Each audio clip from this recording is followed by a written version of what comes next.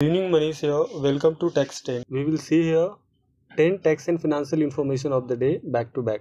CBDT ने finally ITR report file करने का, income tax audit report file करने का जो ड्यू डेट है वो 1 महीने से एक्सटेंड कर दिया है। और जो ऑडिट केसेस का रिटर्न फाइल करना होता है, इनकम टैक्स रिटर्न, उस जो 28 फेब को फाइल करने थे उसका डेट 15 डेज से एक्सटेंड किया है, तो वो अभी 15 मार्च तक फाइल कर सकते। जो 31 मार्च को ITR फाइल करने थे उसके एक्सटेंशन नहीं है। ये अभी जो टैक्स ऑडिट रिपोर्ट है और जो ऑडिट केसेस में जो ITR फाइल करते हैं उनके लिए एक्सटेंशन आया है।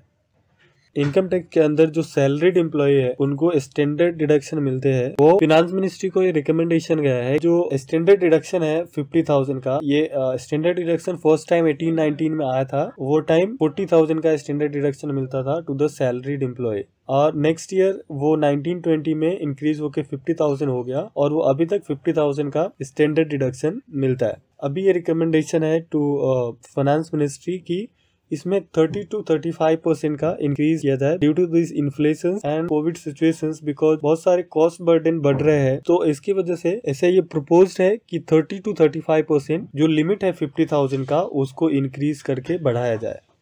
सुप्रीम कोर्ट ने लिमिटेशन एक्सटेंशन पीरियड को रिवाइव किया है टिल 20th Feb 2022। कल भी हमने देखा था टेक्स्ट 10 में कि जो supreme court advocate on record association है उनका जो रिक्वेस्ट था लिमिटेशन पीरियड एक्सटेंड करने का वो सुप्रीम कोर्ट ने एक्सेप्ट कर लिया था, but chief justice of India ने उनको हेल्प पे रखा था to review the order. So finally supreme court ने ऑर्डर पास कर दिया है। ये जो लिमिटेशन पीरियड है वो एप्लीकेबल होगा from 15th March 2022 28th Feb 2022। That means कि ये जो लिमिटेशन पीरियड है फॉर फाइलिंग द केसेस वो ये पीरियड के लिए 15th March 2022 28th March 2022 applicable नहीं होंगे, और ये सारे केसेस के लिए है for all the judicials and quasi judicials cases. Karnataka AAR held in case of a Bangalore-based sweet shop 1% GST payable on sweets and namkeen sold over the counter। Karnataka authority of advance ruling का ये judgement है, जो over the counter sweets and नमकीन बेचते हैं उनको 1% वो GST लगाएंगे, प्रोवाइडेड कि वो पर्सन कंपोजिशन डीलर हो, कंपोजिशन स्कीम के अंदर GST में रजिस्टर्ड हो। अभी यहाँ पे इशू ये था कि कंपोजिशन डीलर को वैसे भी 1%, 1.5% का रेट होता है, बट जो रेस्टोरेंट कंपोजिशन डीलर में होते हैं जो फूड आइटम्स बेचते हैं उनको 5% का GST लगता है।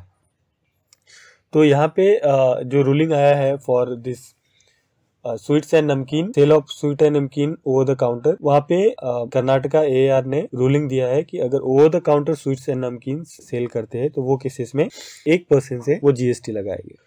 Gujarat appellate authority for advance ruling ने डिसीजन दिया है इन केस ऑफ एलिसा गृह उद्योग के जो रेडी टू ईट प्राइम पापड़ है वो 18% GST अट्रैक्ट होगी। अभी यहाँ पे इशू ये हुआ है कि गुजरात एडवांस रूलिंग का एक डिसीजन था कि जो रेडी टू ईट फ्राइम होगा वो एग्जेम्प्टेड होगा अंडर GST, और पहले भी ऐसे कुछ डिसीजंस है जिसमें ये ready to eat fryums as a papad consider किए जाते थे और उस पे टैक्सेबिलिटी नहीं आती थी GST की। बट ये केसेस में ये कॉन्ट्राडिक्टरी रूलिंग दिया है Gujarat authority for advance ruling ने कि जो रेडी टू ईट फ्राइम पापड़ होगा वो 18% GST अट्रैक्ट करेगा। Real estate developers are seeking increase in deduction limit for interest on housing loan from current limit of 2 lakhs to 5 lakhs। जो real estate developer है CREDAI has written to the finance ministry, जो interest का deduction मिलता है, interest on housing loan का deduction मिलता है, उसका लिमिट है अभी 2 लाख। तो उन्होंने रिप्रेजेंटेशन दिया है फाइनेंस मिनिस्ट्री को, लेटर लिखा है कि अभी जो बजट आ रहा है 22-23 वो बजट में ये जो लोन का लिमिट है फ्रॉम 2 लाख वो बोल रहे हैं कि 5 लाख तक इंक्रीज करना चाहिए, और जो इन्वेस्टमेंट होता है रियल एस्टेट में वो इन्वेस्टमेंट को भी एग्जेम्प्ट करना चाहिए। Edible oil price decline significantly in range of 5 to 20 rupees per KG in major retail market. जो एडिबल ऑयल का प्राइस है उसके प्राइसेस बहुत रिड्यूस हुए हैं, बिकॉज अभी जो उस पे बेसिक कस्टम ड्यूटी है इंपोर्ट पे वो गवर्नमेंट ने रिड्यूस किया है। कंट्री में 50 to 60% एडिबल ऑयल इंपोर्ट किए जाते हैं, बाहर से मंगाए जाते हैं। So because of this reduction in basic custom duty on palmolein oil जिसपे 17.5% का बेसिक कस्टम ड्यूटी लगता था वो रिड्यूस होके 12.5% रिसेंटली हो गया है। और जो रिफाइंड सोयाबीन ऑयल है और रिफाइंड सनफ्लावर ऑयल है उसके ऊपर जो 32.5% का बेसिक कस्टम ड्यूटी लगता था उसको रिड्यूस करके 17.5% किया गया है। तो इन वजह से जो रेट्स है एडिबल ऑयल के वो डिक्लाइन हुए हैं।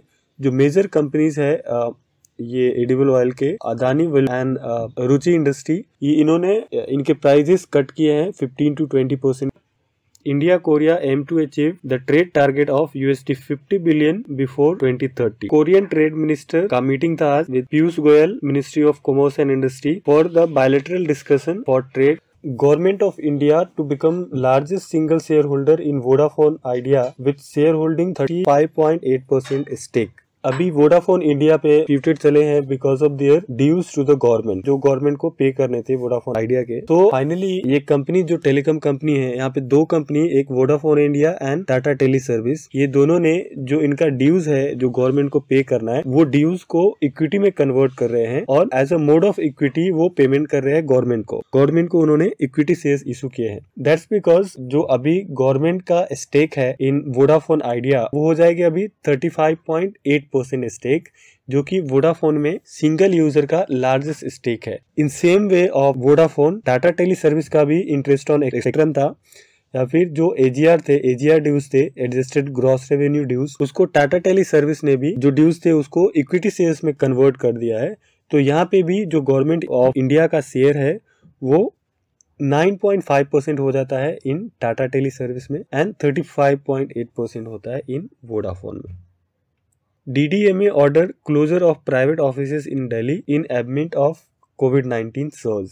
दिल्ली गवर्नमेंट ने, DDMA ने जो प्राइवेट ऑफिसेस है दिल्ली में उसको बंद कर दिया है और जो रेस्टोरेंट्स एंड बार है वो उसको भी क्लोज कर दिए हैं due to this COVID-19। And restaurants में टेक अवे चालू है, बट रेस्टोरेंट से आप पार्सल ले सकते हैं बट वहाँ पे खाना अलाउड नहीं होगा। प्राइवेट सारे ऑफिसेस को बंद किए हैं एक्सेप्ट जो इसेंशियल है वो चालू रहेंगे, बाकी सब क्लोज किए गए। So thank you for your time. Share this video, subscribe my channel.